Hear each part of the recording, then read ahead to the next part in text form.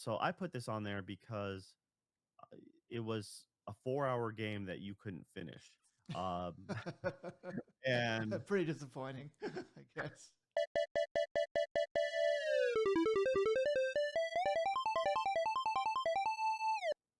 we're back. Okay, so this is ADP. We are talking about our game of the year discussions. We got some more categories for us right now. The two new categories that we're most focused on at this moment are best short game and biggest disappointment. Uh, so let's start us off. Best short game. Uh, of the games that these are all the games that we played this year, so not necessarily all the games this year.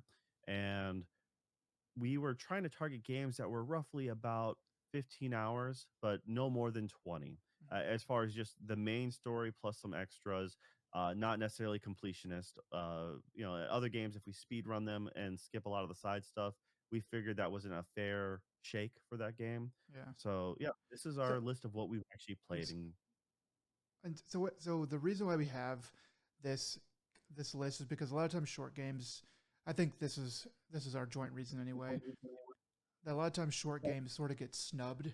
Um, they're they have a good idea and they're done well, but they're maybe not fully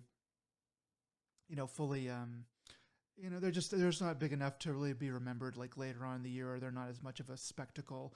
They don't have as much force, behind them.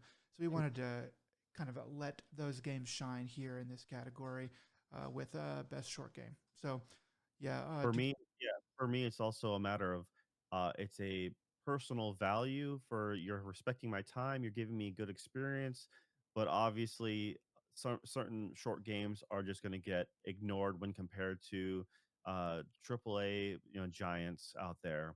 And you know, this is most definitely just, hey, if you want a good short experience, have a good time, uh, be able to actually finish a game for a change, or at least within a reasonable time frame.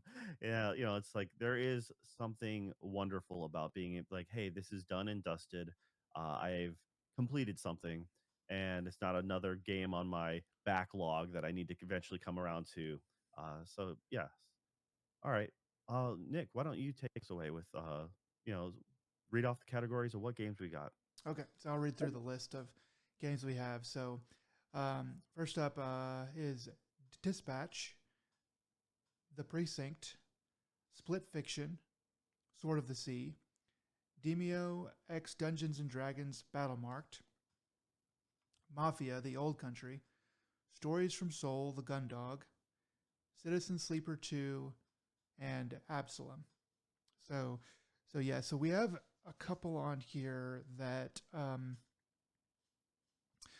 we can probably go ahead and get rid of in terms of like best short game. And I think those might have to do more with we didn't really get to play through them all that much. So they're kind of it's sort of just an honor to be nominated in some of these categories. And I think for that one, honestly, I haven't thought about this all that much, but I think for that one, um, either Absalom or Demio X Dungeons and Dragons should probably be the first ones off of this list. I agree with you on that. They're both really good games, but we unfortunately have not had enough time to really dive deep into them. Uh, Especially Demio. Well, they both came. What happened was you discovered Absalom. I didn't even know it existed. Never even heard of it. And then we got into it, had a blast the one night we played, but we just were too busy with other back catalogs that we just couldn't get to it and give it its due time. And similar with Demio, the Dungeons and Dragons Battle Mark, we did not. We got to play it a couple times, had some good fun. It's also it's kind of weird how this fits in the list because currently in its current form, it does fit the short category. Especially the game is done up by campaigns. there are two campaigns currently, both campaigns being roughly 8 hours apiece. Hmm. And in the future, there's empty slots for was that four more campaigns at least. Yeah, So the game will eventually, in theory, be longer, unless if you're only counting each individual campaign as a run. which I don't But think if you're anybody would do that. yeah, exactly. And so the game as a whole package eventually will be disqualified for this. But as in its current form, it does qualify.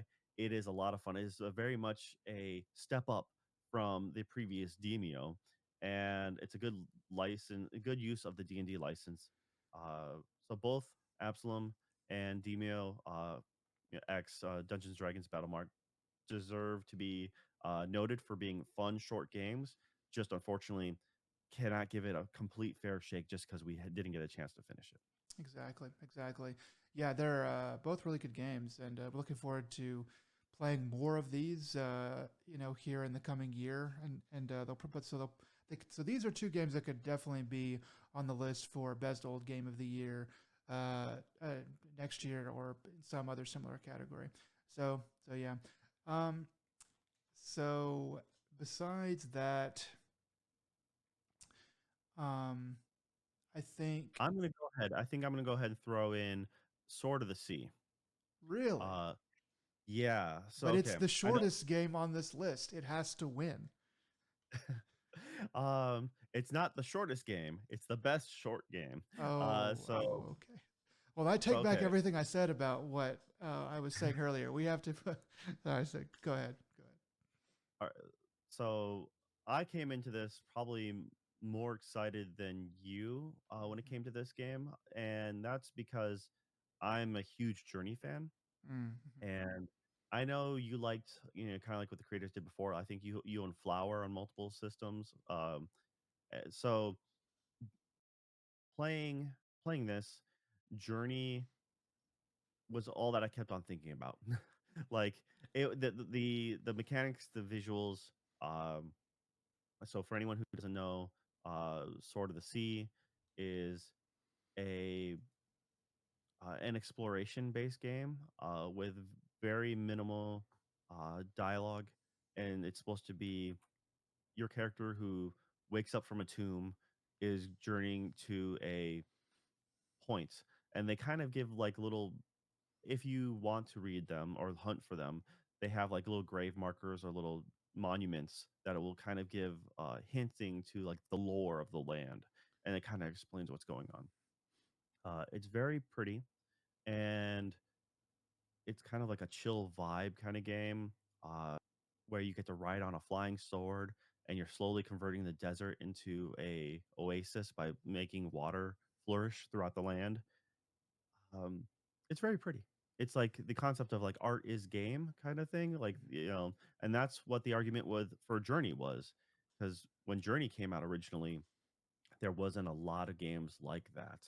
Uh, but I can't play this game without thinking of Journey. Yeah. you know, Yeah. I mean, that has sort of been the problem with this developer is that ever since Journey, every game has just been kind of just reminding you like a little bit too hard of Journey. Um, I mean, Abzu the and game afterwards was Abzu, and Abzu was at least underwater, so they like they merged the two concepts together, Journey and Abzu, to make their current rendition. Um, well, so I can't really argue with you on Sword of Sea when I'm like looking through this list. Uh, so I think we'll probably end up with it being the next one. But yeah, just to say a little bit more about it, it is a really beautiful game. It it doesn't really want you to suffer. It doesn't really want you to have to work too hard to try to beat it or anything like that. I did not beat it, but more just because I was trying to get to other things. I just didn't really. It just wasn't really in my mindset to try to go through that game at the time, but I did respect what it was doing, and I think that I didn't play Abzu. I haven't played some of the other games since Journey, but what this game maybe does a bit better than Journey, and what I think they've added in since Journey is a little bit more gameplay elements rather than strictly just walking through. the world with very minimal stuff. There is some puzzle solving here, and so I just respect them for trying to add a little bit more, make the same thing but just a little bit better and from a different kind of standpoint. And yeah, it's definitely a game that uh, that you should try to experience just to kind of go around with and see like, okay, yeah, this is what everyone was talking about. So yeah, I'm okay to go ahead and move this one on down to the graveyard of honorable mentions. Um, okay, so with that in mind, um, it's hard to say sort of which one should really be next, um, because I I didn't. think I'm gonna. Yeah, most of these are gonna be mine, Because unfortunately. okay, so I'll just say so I didn't play several of these. If I were to guess at your opinion on one of these versus my opinion on one of these, I would say, could you tell me how you really feel about Split Fiction? You know what? Split Fiction does deserve to be a little higher on this list. Okay. Uh, the actual gameplay, story aside, as much as I made fun of it, the gameplay is pretty solid. I played this. Now, here's the key takeaways. I did play this with a friend. Uh, Game's more or less designed to be played co-op. I don't even know if you can play single player. I didn't try. I was just playing with a friend that I usually play these kind of games with. Um, Half the fun of the game is to play the character in which then you start role playing as said character, which works really well for my buddy and I because I would make fun of them based off what the characters do. And we kind of both agreed. We instinctively picked the characters who best suited us in real life.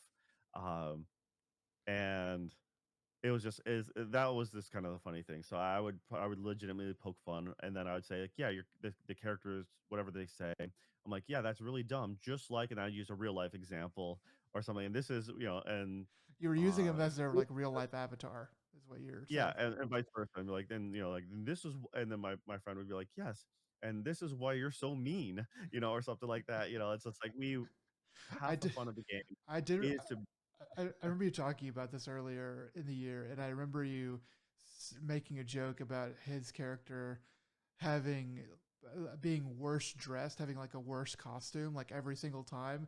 And I looked it up, and I was like, "Dang it, Joe's right. Like the character that Joe was playing was literally better costumed, like every single time." I forget their names, but the dark haired girl has the. It was funny because we both my friend and I agreed. We're like, well, I quickly grabbed that character as a play because you can select which character. So I quickly grabbed them, and they're like, darn it, you grabbed the character I want to grab. I'm like, yeah, tough stuff. You're just gonna have to deal with it. And and then it turns out that my personality aligned better with that character, anyways. And then every time we went to a new world, I would then comment about how their costume was not as good, and they're like, "Yeah, you're right." And it just infuriated them. I think one time the costume was better, vice versa. Um, the story was stupid for the fact that it's like tech guru giant trying to steal un unknown publishers' works to try to make a more or less AI algorithm uh, to infinitely make books. I'm like, so you're gonna pick a bunch of no name nobodies and try to steal their stuff instead of picking like people who had potential. um, and deep down, it's supposed to be just a therapy session for these two people of working through like we're writers because we have some deep seated trauma of some sort, and that's how writers do. And I'm like, just so that part was just fluff, but the actual gameplay was more enjoyable. The scenery, the spectacle, uh, and this was, you know, I like to dunk on the studio, but this is by far their best playing game, hands down. Um, so yeah, I mean, it is what it is. I think playing with a friend is the right way to do it. Now, I would say this is better than the Precinct. Uh, Okay. the Precinct was a game that I enjoyed. It was kind of kind of came out of nowhere. If I remember, I'm trying to remember the exact way to describe this game. It's a isometric style game where you're playing as a new police officer, just out of the academy. You get put into the precinct that your father used to be in charge of, who unfortunately had died under mysterious circumstances, or like they I think they wrote it off as like a gang related thing. And you're supposed to be like 1980s America. I think it was early 1980s. And it's more or less, it kind of feels like reminiscent of like the old GTA games, like Grand Theft Auto before like 1 and 2. So those were strictly top down. But yeah, you play as a police officer. You literally write up tickets for people who are parked with a expired meter parked on the curb in front of a fire hydrant on the crosswalk. You get experience points for doing cop duties, depending on the criminal acts that are going on, whether it's like spray painting a wall, or if they've shoplifted or something like that. Or stole a purse or something. You're supposed to respond to physical force accordingly. So you're not supposed to just gun down every person you see because you legitimately get in trouble, but you can maybe tase them or use a stick, fight them. And then when you're done with that, you can actually book them accordingly too. You're like, okay, well, you can rack up their charges and then choose whether or not to give them a fine. Like if it was just someone just spray painting a wall, you could just give them a fine and then send them on their way. But if they ran from you, then they're fleeing. So then you can choose to arrest them and book them. So it had a fun little story. It was engaging enough, but at the same time, I wanted more from it. So it's like a good first attempt. It's it's an okay game. I mean, I want to say it's like a C, not quite a solid B, maybe. I mean, it's not a waste of time by no means, but at the same time, you could probably find better games out there. I enjoyed my time with it enough to platinum the game. But also at the same time, by the time I finished it and I did all the side missions, I'm like, I don't really have much else to do before I platinum this thing. So some of the mechanics are a little janky. There's some jumps you can do, which are kind of fun, but other jumps are like infuriating because it requires a level of finickiness that I was not expecting from this game. Uh, so overall, I think the precinct was enjoyable, but I can most definitely cut this. And I think this one, on average, comes out around 13 and a half hours. I think I spent maybe 15 or 16 because I didn't really look up a lot of the collectible things until the very end for me collecting it all. Uh, but yes, once again, so I'm going to cut the precinct. And then, And you want Split Fiction to go above that? yeah, I'll have Split Fiction go above that. Okay. Okay. All right. Let's read So up. I'm gonna read off what we have left. okay. So we have Dispatch, Mafia: The Old Country, Stories from Soul, The Gundog, and Citizen Sleeper 2. Okay. So Citizen Sleeper 2 is uh on average main plus sides at 15 hours. Um, for me, I did a lot in this game, and for me, my run was like 25 hours. It was definitely over 20 hours. Um, I think that that you're supposed to do kind of a certain section of this game and then maybe beeline it toward the end. And um, so that's sort of why we ended up putting it on this list. Um, but in the spirit of this list, to me this game doesn't really feel like a short game. This game is a lot of text. So the story is almost all in text, and you have to do a lot of reading. You have to do a lot of thinking about, you're supposed to think about the story a lot and stuff like that. And so I guess a lot of people are pretty fast readers, and sometimes there is a lot of text, so maybe people just kind of skim through it or whatever. But yeah, it is a really good game. But to me, didn't really feel like a short game. It didn't occur to me to put it on this list whenever the category of best short game came up initially. Um, so yeah, I don't really know.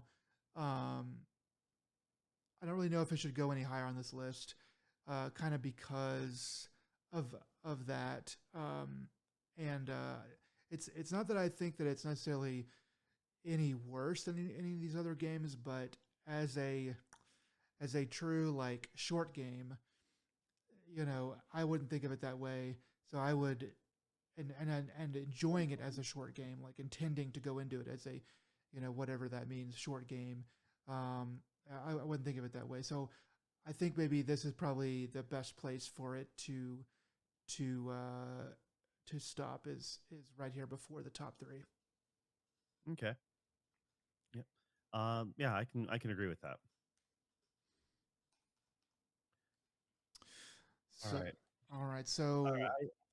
All I right. played two of these last three games, and so I think I have an idea of how I might order it, but what do you think? All right.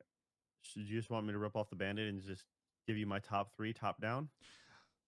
If you want to do it that way, yeah, yeah, go ahead. Sure. All right, let's just do it. All right, I'm gonna probably go with the way it's listed actually: Dispatch, Mafia, and Stories from Saul.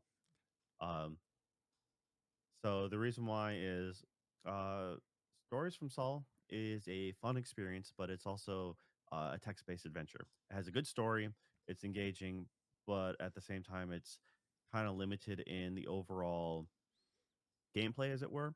Uh, I think it's only the game more or less averages at like 9.5 hours. So if you're a faster reader, you can probably get through it faster. If slower, then therefore a little bit longer. But uh, I found it engaging, and it was one of the things that when the game ended, there is a cliffhanger, and I desperately want to know what's going on because I really did like the aesthetic, the package, the music. The characters were fun to get to know, and I really want it to be. I want them to have like the point 0.5 edition, like the Persona 4 Golden or Persona 5 Royale treatment, where they get to re-release it with more content, more fleshed out, up the ante, as it were. But that's how much I liked it. Now, I'm gonna say, I think the other games, the last two remaining, were better, and as far as just overall enjoyment, because you walk away more fulfilled. Uh, because I could also get stories from Saul just more or less from reading a book. There is actual gameplay and some decision making and some choices. Uh, same can be said for Dispatch, to a certain extent, right? It's But like a movie, there not a book, but yeah. exactly, and that's the thing is with Dispatch, because it's voice acted, that also makes a huge difference. Opposed to Stories from Saul, which is and like Citizen Sleeper in that case, where it's a lot of reading, and so it depends on you and how animated you are in your head, you know. So all right, and then Mafia. My thoughts on Mafia are just simply it came in at an awesome price point for where the games industry was like, hey, we're going to start increasing prices, and we're like, hey, we're actually lowering our price, which gives you a proper expectation of how long our game's going to be. Mhm. And it didn't really mess around with a whole lot of fluff, like not a bunch of it's semi-open world. You can do open world things at times, but it really wasn't trying to be like it could made you really try going out of your way to collect a bunch of garbage. There's a Mhm. few collectibles here and there, but but as a whole, it was pretty streamlined, and I appreciated that. Um, solid enough story, uh, and it was what I wanted at the end of the day from a Mafia game. Yeah, I think Dispatch and Stories from Soul are really good small games. Um, but like Mafia is a, I don't know, the difference between short and small is that to me is that like Mafia could have been, there's another world where this game is blown out into multiple areas and the same story but longer with more people that you meet and kill or whatever in between here and there. With trinkets spread all over the place and all kinds of upgrades and all kinds of things. Um, and I think that Mafia, the old country, that they looked at what they had and were like, you know, this game may not have the audience that it used to, and so we're going to take what we've got and build out from there. And just what we like have is going to be that's it. We're not going to try to overfluff it or do anything crazy with it. And I think It's a that big I think it's like the best way to say it's like a big game, but in a small package, yeah, because it does the things that a bigger game does, but like I said, by streamlining it and by not making you do a bunch of repetitive fetch quests or a bunch of repetitive, um, that was the that was kind of the flaw of Mafia 3. As fun as that was, that one was a do two things to unlock the one thing to do two more things to unlock the thing to finally finish one line, and then you got to do the same routine for the other, do two things to do the one thing, to do two things to do one thing, and then you got to do it a third time, and you're like, by the time you're done, you're like, this is very repetitive, very boring, there's only so many missions to do. By taking away that fluff, it was a much leaner meal, and it was appreciated, I guess, and that's why I liked it. It was like it did everything just enough. It didn't overstay its welcome. It gave me a lot to have fun with, and once again, a game that respects your time is really should be noted. yeah. I think too about a lot of these games is they are short session games or reasonable session games. Um, there's a reasonable amount of stuff that you can look at how much time you have before you have to leave or do something else.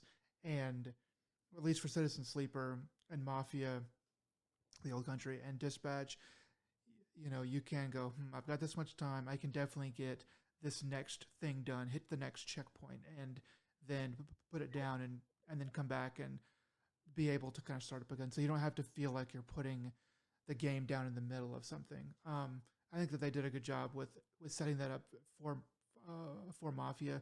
And yeah, I'm in agreement with you. I think that the weight of quality to Dispatch um, kind of puts it in a class of its own.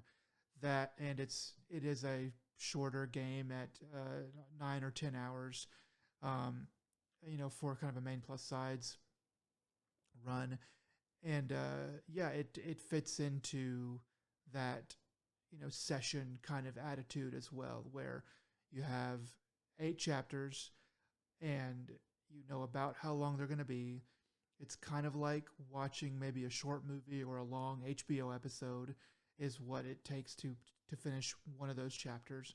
So yeah, I mean, to me, and then so to me, Dispatch just kind of um, checks all the boxes, and the quality it just hits on the best. And so I think that's probably where we're gonna end up. Yeah, without a doubt, it is most definitely the you have an hour or a little bit more to kill. You can, you're going to get through the episode. You're comfortable leaving at the end of that episode, and they add just enough gameplay in there for the actual dispatching themselves. Um, the overall experience.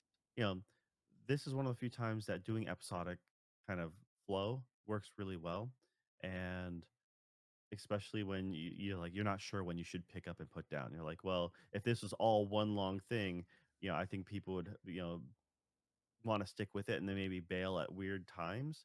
But having it broken up in this way, you're like, okay, now is a good time to end my game session for now. And considering the fact that I've played this game like 1.5 times, and I've sat through two other people currently playing through it. Like Mhm. one person's almost done, the other one's not quite halfway. So I've enjoyed my time even just as a bystander. Well, to a certain extent, if your friends play well, if they don't play well, as in like the actual dispatching portion or the hacking portion, it can kind of drive you up the wall. Uh, Yeah, yeah. So But no, it is a most it is best bang for your buck as far as time versus quality of the experience. And I think that's it makes the most out of those like 10ish hours that you're in that world. Um, I, and there's more there if you really want to explore the other paths. So, Yeah, yeah. but for the love of God, put a skip button for the cutscenes. If you give me the auto check to instantly do quick time events, then you should let me just skip them once. Play through once. Maybe if it's a new scenes, maybe new characters, new routes. Okay, fine, I understand. But just let me skip. Come on. Yeah, there's some quality of life things that could definitely be worked on, and that will come to the fore whenever we talk about some of these games later. But yeah, so two categories in a row. Dispatch has won. Um, yeah, very interesting. Okay, so yeah, so I'll read the list from the bottom to the top. So for the honorable mentions, Absalom, Demio X Dungeons and Dragons Battle Marked, Sword of the Sea, The Precinct, Split Fiction, Citizen Sleeper 2, Starward Vector. I forgot that is the subtitle of that. And the runners up are Stories from Seoul, The Gun Dog, and Mafia: The Old Country. And the best short game of the year is Dispatch. All right. So that will do it for that category. All right. So the next category, biggest disappointment. So this should be fun. So at least we know that Dispatch will not be winning this category as well. Um, yeah. All right. So the nominees for this category, in no particular order, um, FBC Firebreak, Hell Is Us, Sword of the Sea, Monster Hunter Wilds, Mind's Eye, and Death Stranding 2 on the beach. So I feel like we All right, let me might start this off with. I got to start this one off. All right, go ahead. because these are the games that we played. Mostly. Mind's Eye Okay. gets bumped off right away because it was so Okay. bad that we didn't play it. What I mean by that is it's on the list because prior to release, I forget from one of these showcases that had gone on, I was actually pretty positive on this. I was optimistic because I was like, you're like, okay, uh, it's like between the creative director and then IO Interactive being publisher, and I'm like, I forgot which, like just looking at on the main character from Mafia 3 being in it, I'm like, all right, this has a potential of being something pretty cool, and I really was hoping that it'd be something like at base level, like at least like okay, right? But it came out l- on fire, and Oh yeah. it was it was not even half baked. It's like it's on fire and it was like still frozen in the middle. So it was not edible dish by any means. Yeah, if Uh, if if this was biggest shit show, I'm pretty sure that Mind's Eye would have to win it. I can't think of another thing off the top of my head in video games. Maybe some of the social aspects or streamers or something had something bigger, but in terms of just colossal disasters, I think that Mind's Eye is definitely for that. I did really, even after there was so much trouble, I did think about buying it just because there was just so much going on with it. But they'd already patched out a lot of the worst offending stuff. Um, I kind of wish I had bought it day one so that I could have experienced it in all of its true radiant glory.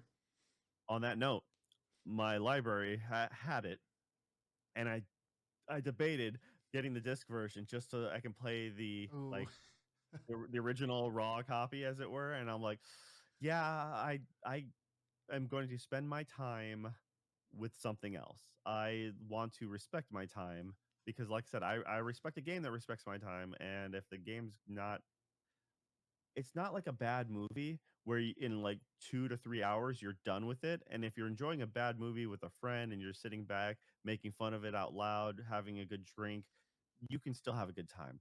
Something like this, it didn't even look like it was, you know, the Assassin's Creed, Unity jank where people made fun of it because they're like, oh no, they don't have a face. That's horrifying and stupid. But that kind of bad mess, like no, this seemed to be broken in a lot of ways. Um, they eventually got it to a more comparable running state, but once again, it's just unfortunately that time had come and gone. I was optimistic about it, and I really did want it to.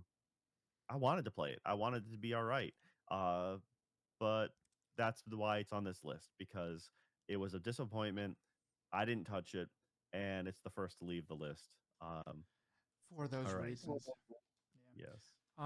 Yeah. So maybe as we level up in terms of podcasting and in gamer score, then we'll start getting in on those early, uh, you know, colossal disaster games as time goes on.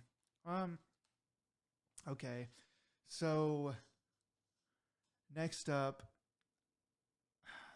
so I want to question if Sword of the Sea should really be on this list because this is kind of a reverse list. So Mind's Eye is getting off, er, you know, early because it is something that we didn't really play. So we had to mention it because it was such a colossal disaster, but it really can't deserve to be on this list because we didn't play it.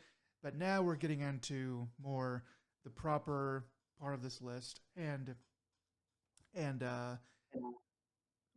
so the games, so it's becoming a reverse order thing where you actually want to get off of this list even earlier. So Sword of the Sea, what do we think about that? So I have this here more for you than for me, and we can give this a reprieve. It could just be, expunged from this list altogether, if we choose so. Uh, so I put this on there because it was a 4-hour game that you couldn't finish. Um, and Pretty disappointing, I guess. so I mean, there's not a lot to the game, but it's fun enough where the fact that you could cruise around, do skateboard tricks on a flying sword. So it has some nice visual eye candy. It has some exploration in there if you want, but if you want to beeline it, you can be done real quick. I it was it a slight disappointment for me? Yes. Does it deserve to be on the list? No. Not for me, anyways. But that's because just because it's not as good as its predecessors in certain ways. Again, the visuals were better, are as good as they've ever been.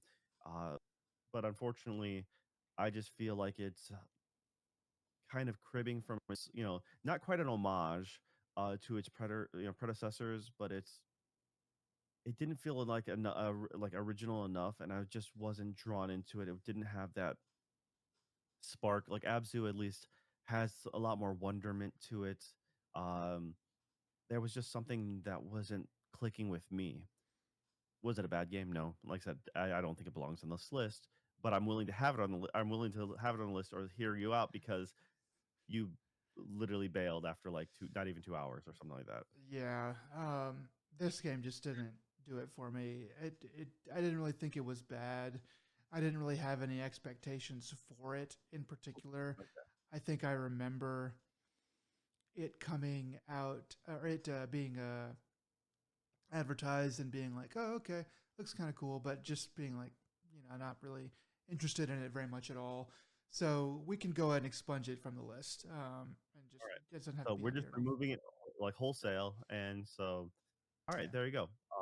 So it has a reprieve. It's now let's see here. Do you have an idea of now? Surprisingly, this is one of the most full-fledged lists of games that you have played, though. Yeah. I So think I've played the rest of these. So I think it's hmm, I think that Hell Is Us is probably the next one to kind of get off of.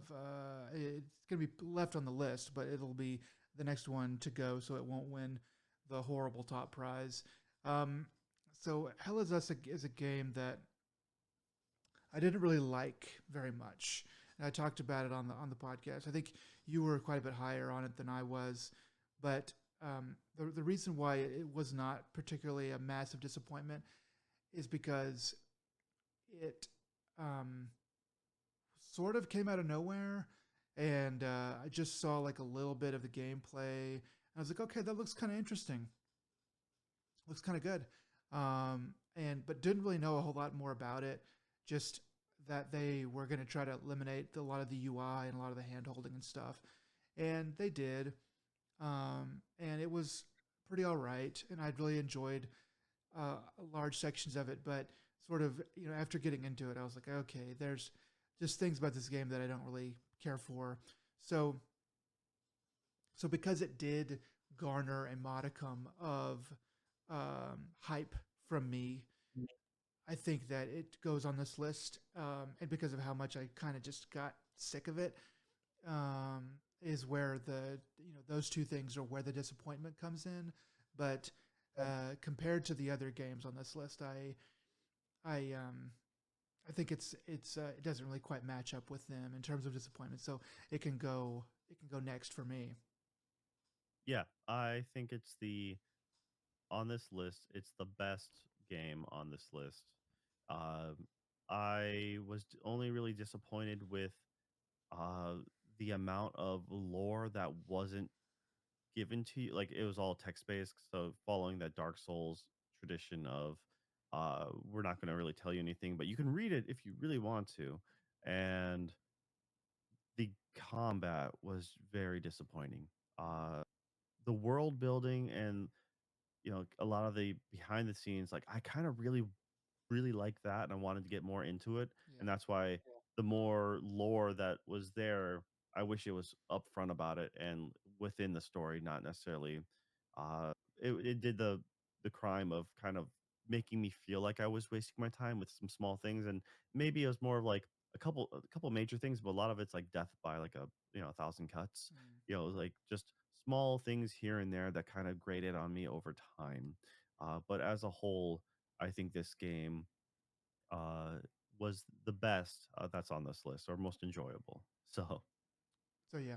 So we can take it off. It's not going to it's the best of the worst. the Or, best of the worst. Yeah. Not really a bad game or anything like that. Just there's a lot of things. I think this is also the first effort by this studio. So the next time they make a game, if they can keep some of those good things and clean up some of those other things, then it could end up being a really good game. Like for whatever they decide to make next. agreed. Okay, so next up, um, it's it's a hard decision to make for me between Monster Hunter Wilds and Death Stranding 2 on the beach. So, thing is that I feel like these two games on being on this list is what's going to get us banned from the internet, and maybe have our houses firebombed. Um, but like the problem with these games, um, is a little bit separate. I was pretty hyped for Monster Hunter Wilds. I'd never really played through a Monster Hunter before. I'd never, at least not played like a ton. Played some, but not a ton. Monster Hunter World is one that I missed and tried to play a little bit of later, but it really just kind of missed the zeitgeist. Definitely a crew game, a game that you want to play with a lot of people. And being an old game at the time I was trying to play it, wasn't really conducive to that playstyle.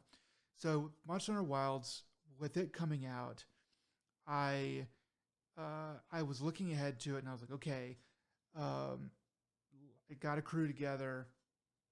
We're gonna try to make a run at it. We're gonna try to play this game, give it a good fair shake, and it'll probably be on a short list for Game of the Year nominees and stuff like that.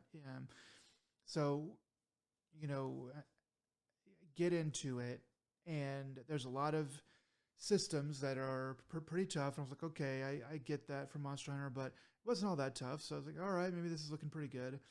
And actually get into the multiplayer aspects of the game.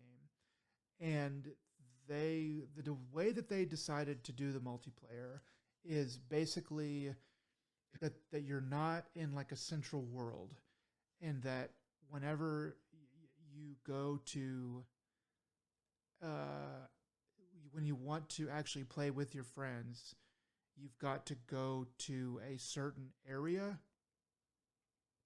You've got to go to the area that you guys are fighting in, and we played around with it, and we tried to get it to where we were all like walking around in the same area, shopping and doing the same thing, but we could never get that to work. I think somebody told me that later on you can get some things similar to that, but nothing exactly the way that you would want, where you're literally in the same place at the same time, whether or not you're fighting a monster or not. And even if they do get that in the game or did get that in the game, it was definitely just too little, too late. I played 10 hours of this game. I played with you, Joe, and some other people, and it just never felt good. It never felt right. It felt like I was playing this game alone most of the time, even when we were all on the same, voice chat. And yeah, so that's why it's on this list, because I was like, okay, this is probably going to be a pretty big, pretty good game. Pay full price for it, and just don't really want to play it that much. I mean, just I beat some of the early bosses, and some of those weren't really the best. Kind of some of them were. It was really hard, but it was just kind of tedious. And I was just like, yeah, just kind of move on. And so I moved on to some other things. Um, but Yeah, I'll say my 2 cents about it too. So, coming off of Monster Hunter Worlds, I didn't play the other Monster Hunter games in between. Um, so Worlds was really fun. Had its own jank to it. The having to party up with your friends in the hub area and having areas be instanced. Uh, it was odd, but it had its own unique charm to it because you and your party would be dropped theoretically in the same spot, occasionally punted somewhere else, which became known as in my friends group as called being Joed, because I would often be thrown somewhere far off in the map and separated from my crew. And then I spent the next handful of minutes running to my crew or to a meeting point of some sort. Happened quite often.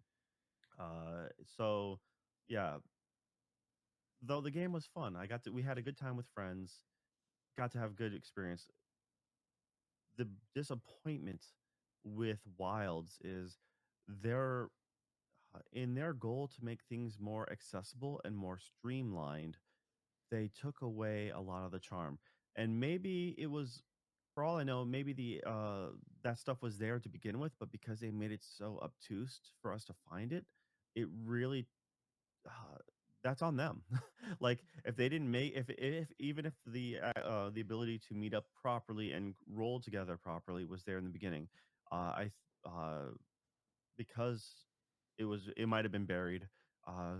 Yeah, that's terrible way to set up your game. Now, I think a lot of the jank was because they made it a one continuous open world. Uh, that they made this whole instancing thing different, and it unfortunately when you're partying with your friends and you're just only summoning in for the fight, and then you're only getting pulled for that battle, it changes the vibe of it because half the fun was rolling with your friends as you're talking and you're going through locations trying to find tracks and trying to find things. You're like, hey, I found scratches, I found dung, I found footprints, and you're collecting that to build your level of your tracking book in Monster Hunter Worlds. You're collecting like, hey, do you need this? I found something, or I'm gonna quick roll off and do this real quick, and they're like, yeah, I'll come with you, or we'll meet up. And strategizing together really worked well because you had more time to plan because you weren't just calling someone in battle. once again, we could have been playing it wrong, but it was just so janky that we had friends that we were partying with that were very late game. Yeah. Um, uh, because they played for like a week straight, really hard, like Yeah. absolutely, incredibly hardcore. So, but they couldn't even find like a comfortable way to play. So it was just mostly summoning you in for the boss fight, leaving it more difficult to set up appropriate traps, not really learning the patterns of said monsters because you just beat it to death in a most unceremonious way. While in the other Monster Hunter worlds, you're like, okay, well, it'll go from the Anjanath will go from this canopy to climb and eventually go to this location, or like, hey, it's running. We know where it's going to go. We can either try to cut it off or we'll try to set up a trap, bombs and stuff like that. It was so much more coordinated, so much more of a joy to play as a group. Monster Hunter Wilds was uh, just not that.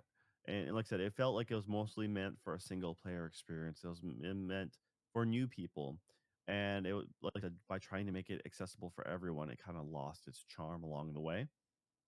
Um, but Yeah, it seems yeah, like no, it just seems like yeah. they learned the wrong lessons from Monster Hunter World, where they were like, we want to do it. Oh, like, oh, this is what people want, but we also want to sell more copies, so we need to make it more accessible. And it's sort of like the legend of Monster Hunter is that it is inscrutable, and that it does take 120 hours to get, to like mainline the game. It just has so many systems and things to learn and stuff like that. But and so like bringing it down a peg in Monster Hunter World was probably the sweet spot, and I think that's why Wilds sold so well. From what I understand, it sold gangbusters, and so it's just odd, and I hope that they kind of look at this game and World and go, okay, we need to split the difference here, maybe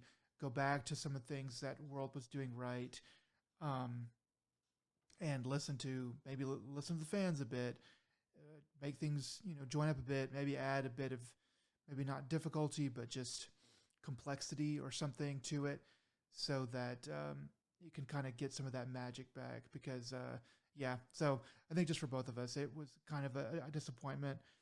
Um, I th- I want to talk about Before we Yeah, okay, I was gonna say I want to eventually jump into FBC Firebreak, okay. but if you want to talk about Death Stranding first, let's do that. I don't mind either one. Let's talk about Death Stranding too. So, um, this is a game that I didn't really have expectations for. Wasn't planning on buying it. I was like, yeah, I missed the first one. I think I'll just skip this one. Um, but when it came out, I saw some of the gameplay and stuff like that, and I was like, I this is this actually does seem pretty cool. Seems pretty fun. And the sins of the first one have probably been you know forgiven, and lessons have been learned, and the rights have been wronged, or the wrongs have been righted. So, um, so yeah, I'm gonna give it a try, because I was like, I think it's gonna be on a lot of Game of the Year lists, and I kind of want to have and I want to be part of that conversation, at least kind of know what's kind of going on there. So I didn't really have a lot of expectations. So I get the game really, and I do really enjoy it. The gameplay, which we'll talk about more later, is pretty great. The systems in it are pretty great. The combat, um, depending on what you like in your combat, is pretty good. At least they are doing what they want it to do. Um, and so I played this game for like 50 something hours, and the the story is going along, and it's not really bad. It's not super great, but it's okay. It's good. I'm like, okay, this is definitely very weird, but it's like Kojima. Yeah, I know. So it's supposed to be weird, and there's supposed to be these things that are going on, and I'm like, yeah, okay. But I get to the end of this game, and this is where I have to give a spoiler warning if you haven't been able to tell. So, spoilers for Death Stranding 2. So I get to the end of the game, and it just completely shit kicks the whole thing that it's been trying to do. Um, it all makes sense in a Kojima kind of way, but it's just completely laughable.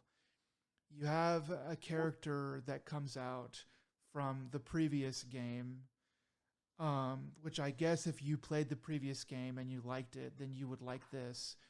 But the way that this character emerges is in a interpretive dance without their shirt on, and uh, I was like, I was like looking around at the people who were not at no one, just in my living room, just being like, is this for real? Is this what is this? Is it like what is going on here? Is this a joke? Is this like a hallucination? What? How are they going to explain this? And they don't. It's just supposed to be funny. And then they have a bunch of stuff where they just tack on explanations for why these things are the way that they are. And I was kind of like, I was like, what? I was like, okay, well, that's not the very end. So maybe it'll get better. We get to the very end and we have a gigantic fight with the main character and the main antagonist fighting with guitars, like hitting each other with guitars on top of some kind of monolithic structure. And then you have a baby that comes a dead baby that comes from the sky from heaven and eats the bad guy and then flies away. And I was just like, this is this is awful. That like I spent 50 hours playing this game. I enjoyed large swaths of this game.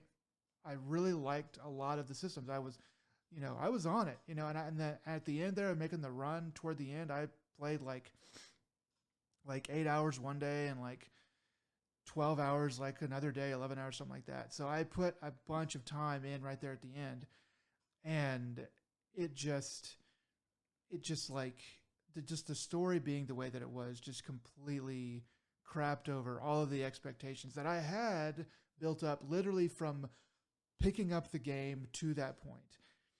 So emotionally, I feel like Death Stranding 2 goes higher than Monster Hunter Wilds, but I don't really I don't really know for sure. I think Oh, I do. I do. Monster Hunter should be taken off, and Death Stranding should stay on this list, without a doubt. you mean So well we're in the top 3. So Monster Hunter is will take the quote unquote third spot, okay. in this list, because Death Stranding is a bigger disappointment, and I can get more into the. I'll talk more about that later too. Uh, Yeah, but I'm going to take I a think break that's from that, I think that's and fine. We can we're gonna talk a little FBC Firebreak, and then we can roll back around. Uh, Are you sure? so Because I think that oh yeah, oh, without a doubt, okay. without a doubt. All right. Okay, okay, okay. Uh, so here because all right, FBC Firebreak. This one's a low blow because it's coming from Remedy, and we are very biased against for Remedy. We absolutely hold them dear near to our hearts. So I've been with them since Max Payne, and the it was baffling, just straight up baffling why they would come out with this game. It's a uh, multiplayer, experience with no story, set in the world of Control, and yeah, it's the idea that they would have, they're like, we're gonna make a game to try to make money and be so flimsy. It didn't have all the level stages put out yet, and it was just repetitive. It really felt like it was a beta product. It's just like Mhm. it functioned for the most part, but even one of the levels we played at was jank and broken because things would spawn too fast. It took us a couple tries, but we even powered through it and still won. But it was I kind of still don't realize how exactly it let us do that because I felt like I was broken. So the disappointment factor comes in that more with the studio, less with the game. Okay. and Okay. and so because it's like we are disappointed with like, I don't think we saw this game. We were like, it's not going to be good. Like it can't be live. It's a live service game in 2025. There's no way in hell this is going to be anything good. I don't care if it's coming from Remedy. It's a live service game. Like, but because it's for Remedy, I will give them the benefit of the doubt, and I'm actually going to play this thing unlike any other live service game, Concord or anything else. Which had we played would probably have taken. Actually no, because people also expected that to be garbage. That's the key takeaway, is it's a big disappointment because it's from Remedy, but the disappointment is Remedy themselves and not the game. Um, that's how I feel about FBC Firebreak. Yeah, it's a game that how do I put it? Like it's mostly from that is from Remedy. So it's like, hey Remedy, could you come over here and pull this knife out of my back? That's sort of how I feel about it. Um, Whenever it popped up, because it was from Remedy, you brought it up, and you were more excited about it than I was. I was kind of like, yeah. I was like, I guess we kind of got to play it. I don't really know, but I was sort of like, I don't really know what we're really going to be doing. Like what is this game? But we're like, it's Remedy. It'll be fine. They'll get us what we need, and it'll be competent, and even if it's not good, will or great or anything like that, we'll have something interesting about it. But when you crack into this game, it does feel like a beta. It feels like if Remedy had said, like if Remedy after this game bombed had come out and said, "We're sorry. This is a game that the interns made and we just couldn't stop them from releasing it. We will take it back." I would have believed them wholesale. It just would have made the most sense because it just feels like a game that a lot of other games are already doing. It feels very simplified, like a very simplified version of you know whatever you know uh, multiplayer long running game that there already is. It feels like a It's a game game that's made by committee, and it's barely even a game there because just it's isn't very more much in it. There's not much to it.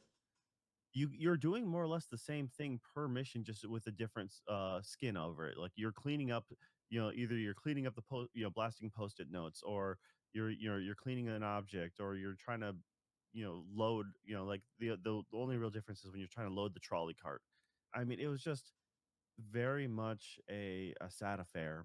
But once again, it's like the only reason why we had any hopes for it was because they might have been fun, quirky lore stuff. Like, hey, you're messing with the fridge, or you're missing, like there's There's the yeah, other. you're a faceless, masked over person. You have no idea even Uh, what you look like. There's nothing to your character. You're just a dude, which isn't but even at the same funny. They time, don't even make that funny. yeah, I mean, at the same time, we weren't expecting much from the game, but it is a disappointment from Remedy because if we had story, if we had lore, if we had like quirky, dry humor, because that's where Control really came in clutch. Was like you're reading memos, and the memos are like, whatever you do, don't put anything in that fridge. Like, no, seriously, don't do it, or don't turn your back on this, or don't go on the fourth floor. Uh, d- you know, don't mess with the faucets in the bathroom. Weird stuff like that. Like, okay, that's kind of like dry. Meant it's dry humor because it's put in an official, quote unquote, official office document. But because you're reading it from the outside, it's like it's really odd and quirky. Was We have none of that. was Jesse in this at all? Was there anything from Control that was like besides some of the buildings? Was Other than being the oldest house, they have some minor dialogue options that like were, and that's the thing is like between matches. It's not even in the match itself. You get, you had some flavor text of some stuff, but nothing really good. It's more like a little snicker joke here and there kind of thing. Uh, it was devoid of any real thing of control. I mean, I would have been happier if you played like the visceral cleanup, Yeah. but as an intern to Ati. Be like, okay, now you got to literally mop up this mess, and that would be more enjoyable because it'd be more grounded, connected to the actual story. Yeah. Um, I mean, if I'm the director of the new Control game that's coming out, which had to be in production at the time that this game was in production and about to be released, if I was the director of the new Control game coming out and I saw this game, I would be like, what the fuck are you doing with the IP? Are you out of your minds? You guys can crash the IP and ruin the next game before it even comes out. Like the next Control game looks good. You can tell it's going to be good, from the outset. But like this being called FBC Firebreak, I guess they were trying to hide the word control because nobody really knows what FBC stands for. Which it makes it unless even you play Controlled or Alan Wake, because then they'll bring it up. unless you played Controller Alan Wake, and but it's like to a mass audience. So you're both thumbing your nose at Control fans and Alan Wake fans and general Remedy fans with the gameplay and everything else that's in this game, and you're also not enticing anybody to who is not really part of that club already. You're not getting them to want to play this game because it's sort of inscrutable. Like this game needs a whole onboarding section. It needs a whole like, hey, this is what the Federal Bureau of Control is.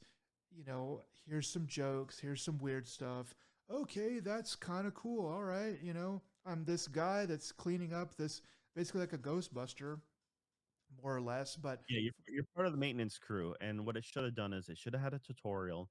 It should have had a tutorial being very dry, like the videos you find in Control, where it'd have a countdown because an old film reel, and then you'd hear like the little office melody, the blum blum dun dun, and then it'd be just like, welcome to Control, like, proud to join our team, and like telling you what your job is, and then doubling as your tutorial. You need to, if you're if you're this kind of maintenance person, then these are your abilities and here's how you do that. If you give that little bit of extra flavor, that just, that would have at least elevated it a whole new level, but it was void of anything. uh and yeah, that's, for me, it's a disappointment, and that's, I think it's but I'm going to say it right now, I think it's number 2 on this list. mm, I think Death Stranding is number 1, and I can get that to that, if and I can explain that when you want me to. so Uh, the I got to I gotta say no, because Death Stranding 2 is a really well it is a really good gameplay game. The gameplay from that game is pretty fantastic. I mean, I gave that game an 8 out of 10. Um, with the story being even the least bit, coherent at the end there, it's like a 9.5. It loses so much from that, but it is but like but so much of the game is like, wow, this is crisp and clean. This just works. This is a really it's too. I mean, it's just too good. It's just too good to be the top to be the top spot. it, That's my I, argument.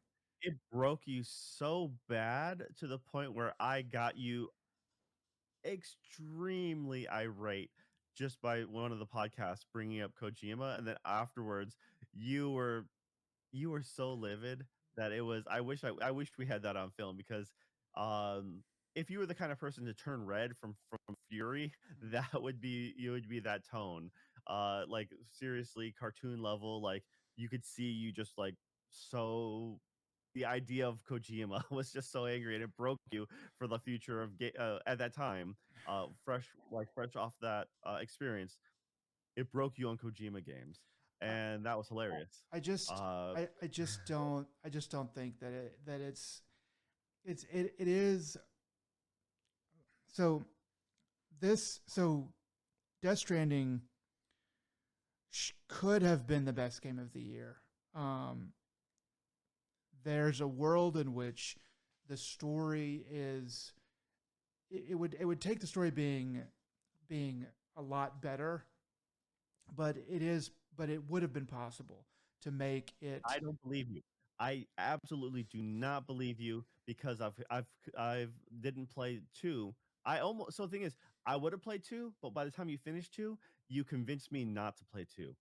Because I was most definitely like, yeah, I was on board. I was like, okay, I downloaded it, and I'm like, you are singing the praises of this game. I'm like, I absolutely the way you felt at the end of two was more or less how I felt at the end of one. Mhm. I absolutely hated one. By the time one ended, I'm like, you know what? I'm done with Kojima. I am just straight up done. I don't care. I'm glad that they have the canvas to do what they do, and that's fine. But Kojima killed it for in Death Stranding 1. Now, number 2, I'm like, all right, I am legitimately going to get back into this game now. I'm like, I can't believe I'm ever like I just kicking myself. I'm just dreading it. And then you're like, your insides just died by the time you finish that. And you're like, you just felt like you just wasted your entire experience because of how it just crapped on your ending there. And I'm like, you know what? That most definitely is not worth my time then. If I'm playing a game without a story and if I'm just going to skip the story, I'm like, that's fine. But then why am I even playing this game? I'm like, yo, the mechanics are great. Well, you know what? Mechanics are great too. The Last of Us Part Two. I don't see you playing that game, and that game did win Game of the Year. I mean, But it it's shouldn't have. Um, so and this the so, deserves to be not as highly praised as it is. I mean, don't get me wrong. I believe you when you say the gameplay is better, the shooting is better. But if the story is so far up its own ass as the first one was, I mean, you can't convince me. You know, it is fine for 50 hours. It's just the last couple hours that you actually have to finish the game that it goes like the point at which the game, which I thought I was going to be, finishing it and beating the final boss. I was like, okay, yeah, this game is really good. This game's really good. And if it honestly, if it ended there, it wouldn't have been particularly epic, but it would have been epic enough, and it would have been all right. It would have probably would have left it at like a 9 out of 10. Um, but like the craftsmanship of this game is pretty great. I mean, the craftsmanship, how everything fits together, the models, the feel of the game, the way one thing fits into another, the way you can kind of just like, it's like, well, do I want to make progress in this game tonight? Or do I want to just like and play for like 2 or 3 hours? Or do I want to just play for like 30 minutes, get a couple things done, and like bounce out? Um, you know, the music in this game is pretty pretty good. I don't think it's the best music of the year, but it is definitely pretty good. Um, so like where expectations start, how high they get, and then where they end. Um, it's that's what I'm getting at. I'm not saying this is the worst game of the year. I'm not saying the worst. I'm saying because the category is biggest disappointment. Because coming into FBC Firebreak, the disappointment it's a live service game. We knew it was going to be bad. We didn't think about how bad. We had hopes only because it was Remedy. But the disappointment is there, but I don't think it's that bad.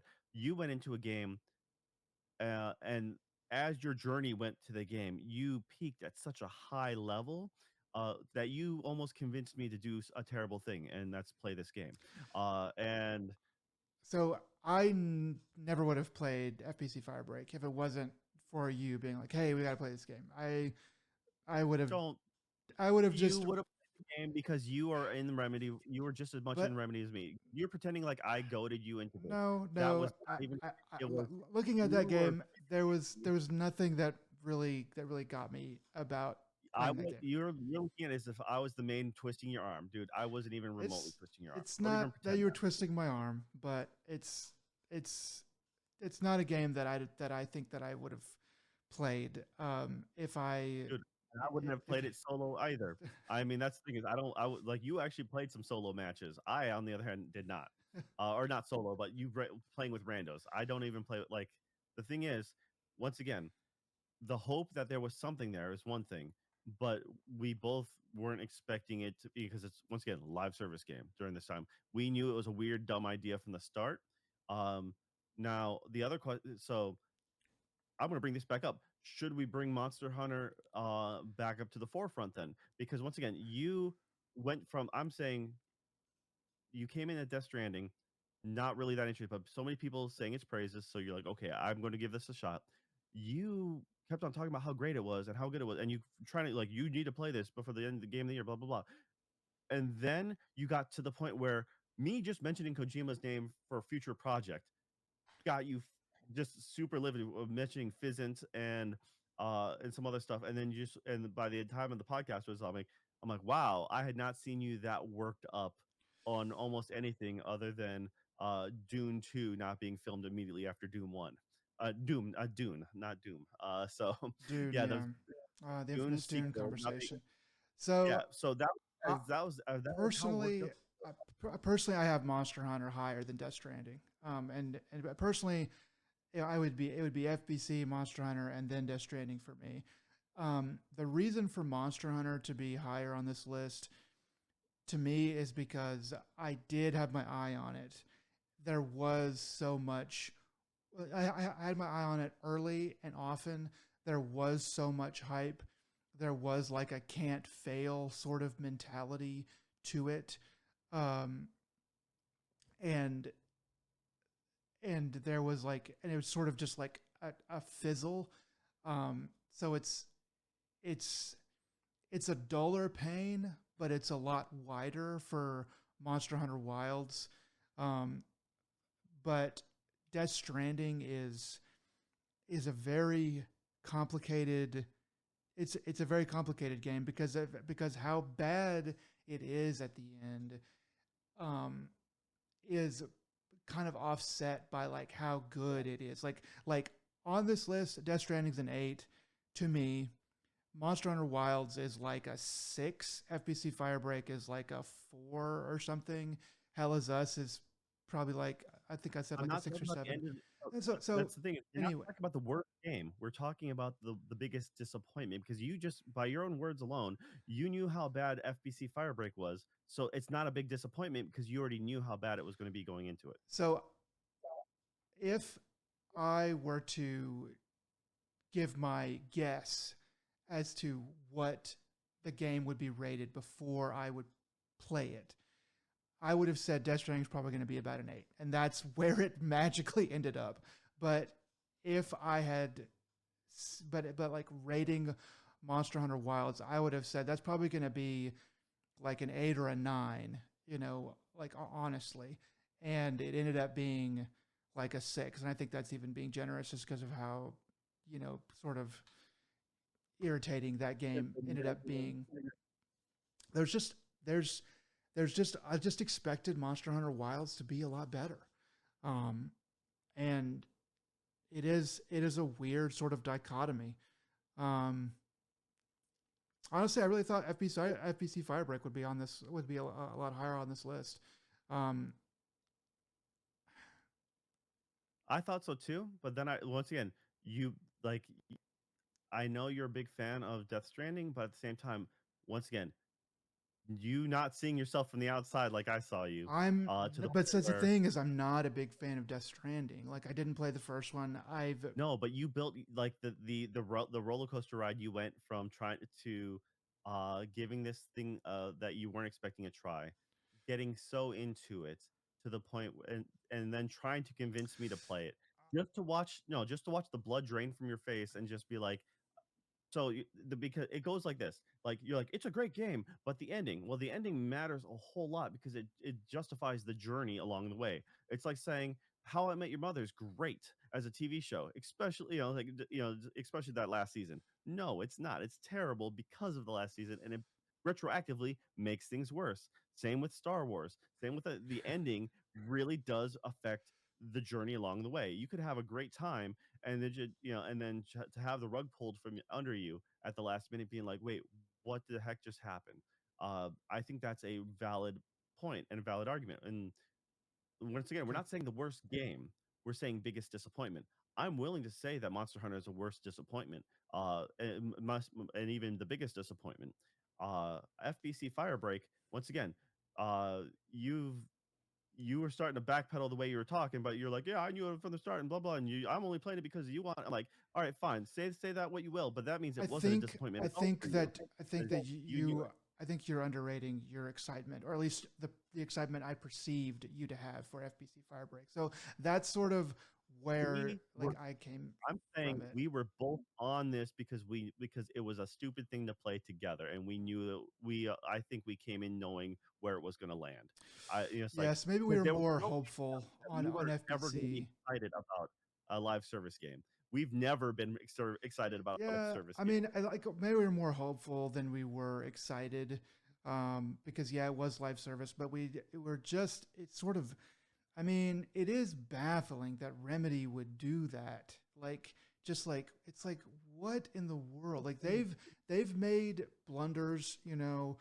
I'm sure. I'm trying to think of one or two, but to make a blunder that was just so obviously like you guys don't, this isn't your wheelhouse and you have no business really being here, you know, is just kind of wild. So I guess that's part of where I come from on it.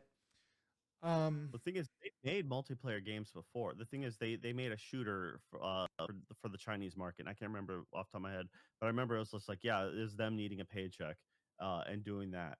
And so it's not the first time they've done yeah, kind of a live service bit, but it is just like I said, if the thought was if anyone can do it and if they have the story lore stuff like that, it'd be them. And yeah, it just fell flat.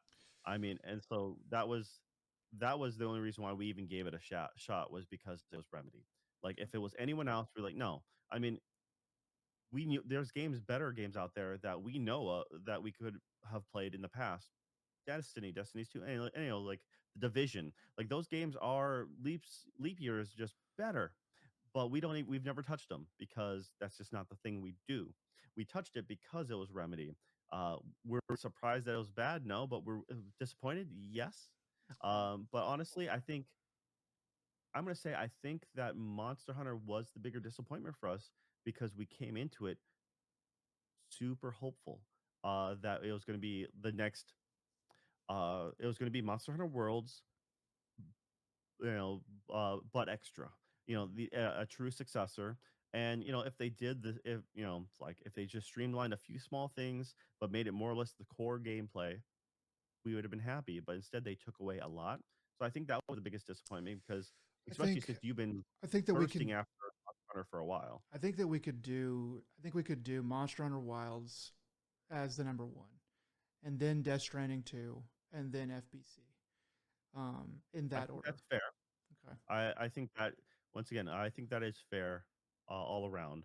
I think too that because we both played Monster Hunter Wilds, and we both had that sort of idea of what it was going to be, that and the it's being a full price game, just and the weight behind it is so on a personal level, on a joint level, and on a world macro level, in like the world of games level, it it seems, I mean, not to the world, but the rest of the world was saying, hey, this is going to be like really great, this is going to be like really great, it's going to be the biggest selling game of the year, whatever, and probably game of the year. I mean, I definitely heard a lot of that, whenever it was coming out, that I think it's fair to put that at the top. But yeah, I mean, you're not wrong. Like, Death Stranding 2 just really did piss me off. But man, like there's a lot of things about it that that honestly I wasn't expecting the gameplay to even be that good, and it was really good. You know, I heard it was, you know, oh, this is good or whatever, and you know, from the last one, um, but So yeah. I'll say this with the first game, if you just wanted to play like a road building game and kind of like a logistics style game where like how am I going to haul this stuff, that part was fine. Anything with the BTs sucked in my opinion. Any and then the one thing that I didn't know they made better in the sequel was gunplay because the combat using guns in the first one was just atrocious. It was not. I felt like Kojima was being Kojima and like you shouldn't be shooting people, and I'm like, yeah, just like in Metal Gear, I'm like I don't agree with you, and so the you know Death Stranding 1 got a more of a pass for me originally because it was a novelty. It was so out there. It was really like swinging for the fences. It had that weird social aspect that was not really good, but it was just novel. It's like, oh yeah, there's someone theoretically standing here right now. I'm ghosting past them right now. Okay. Um, it was quirky, but then but the more you got into it, you're like, nope, this isn't as good as like you realize like, okay, the honeymoon phase is over.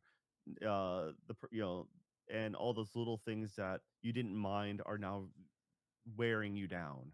Um, and then by the end of it, it was equally just stupid.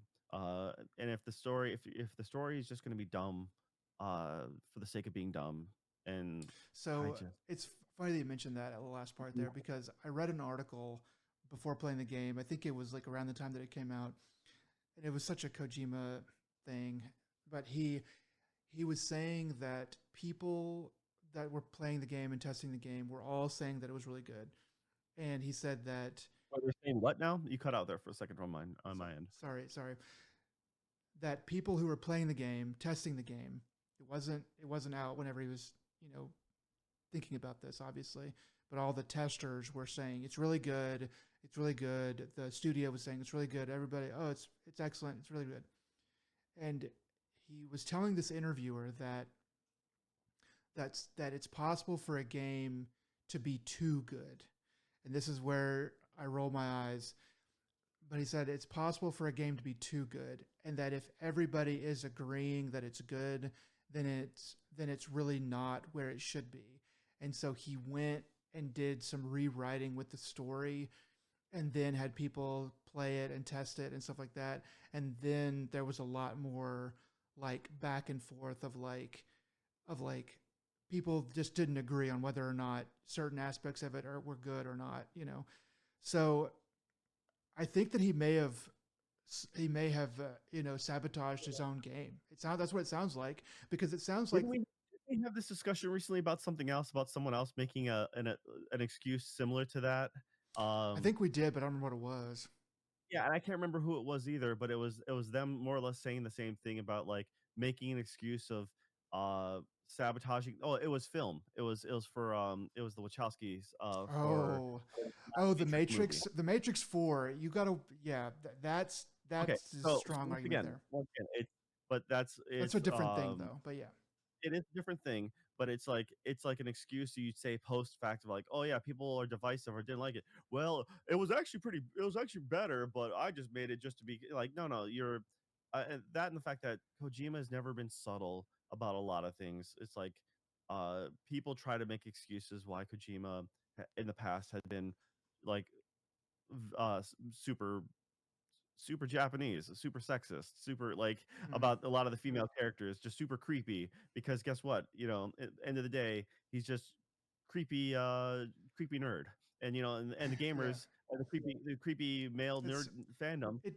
could relate to that, Yeah. and it was okay because It that doesn't was of the time. it doesn't have anything to do with anything. It's just something that I thought was interesting, in especially in hindsight. It's like, okay, so you purposefully made this game this way, you know, and it's a That's what you say you did, because what? that's what an avant-garde would do. Right, I know it's he's trying to be an auteur and an avant-garde, and it's yeah, it's but to his credit, if that is what he went for, then he accomplished it, because I know that there's been a lot more conversation amongst people who have played the game. I guess I didn't really hear a lot, but there had to be a lot more, just because of the crazy way, just the completely left field way that game ends up on.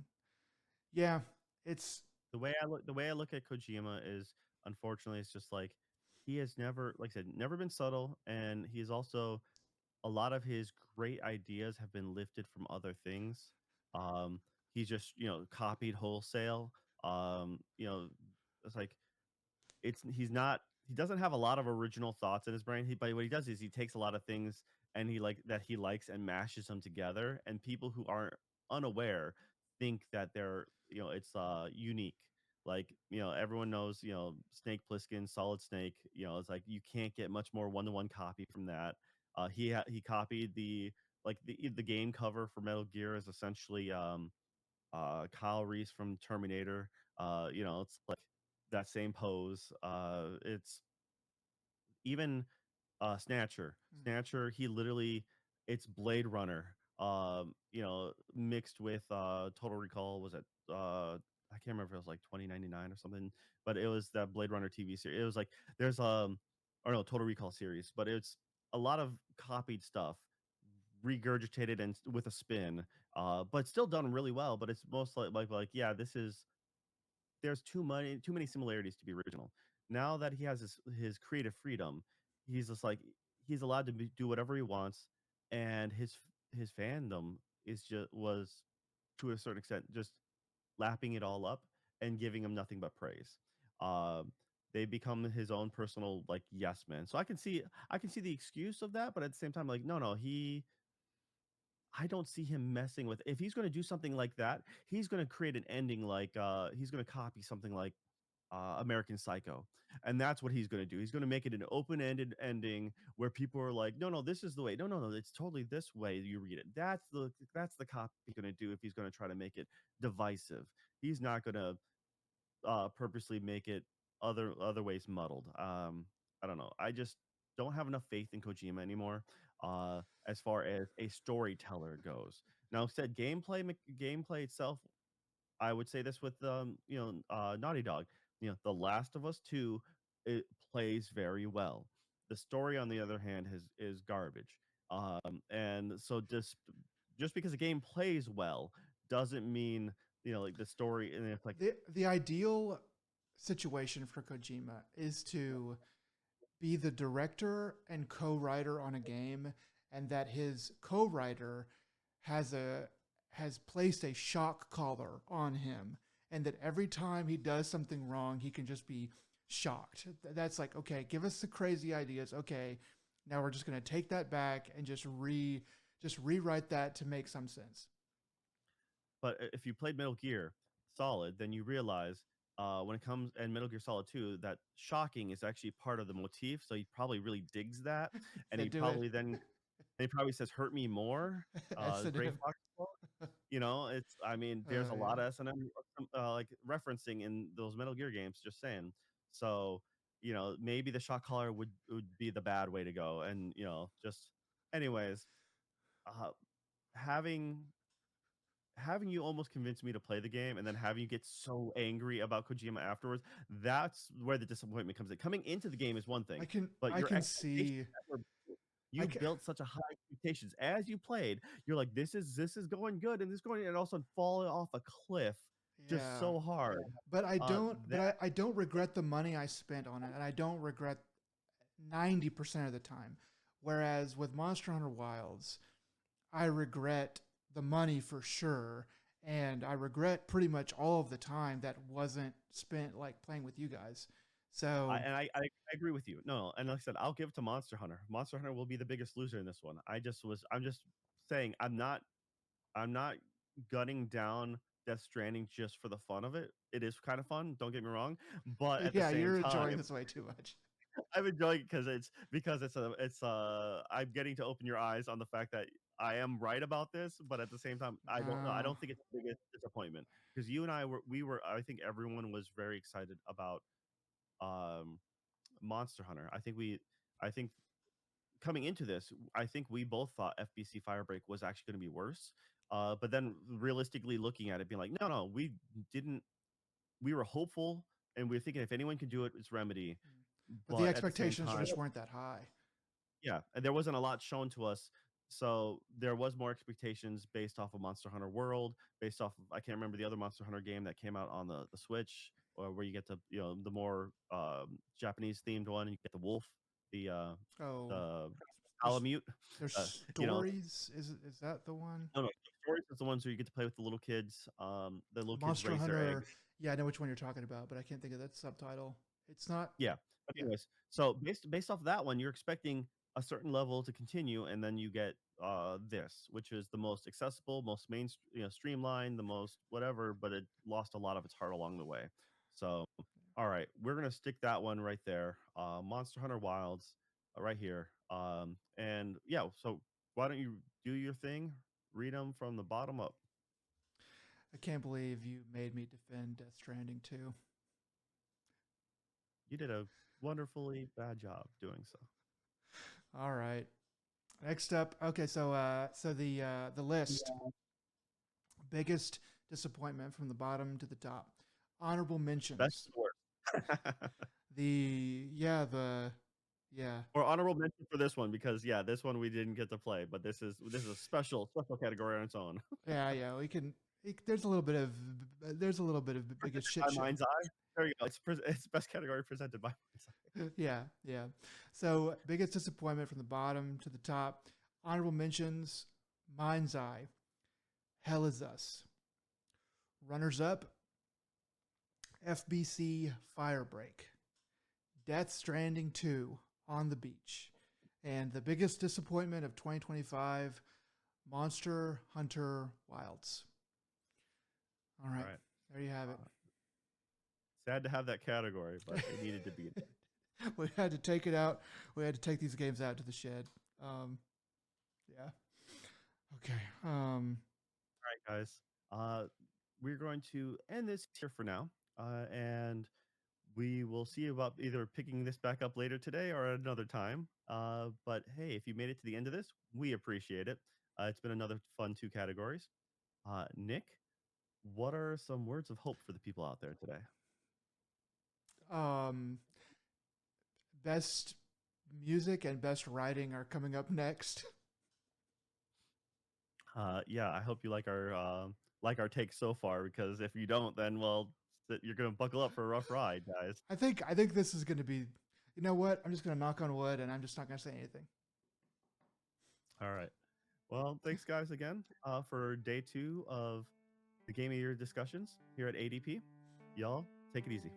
Bye.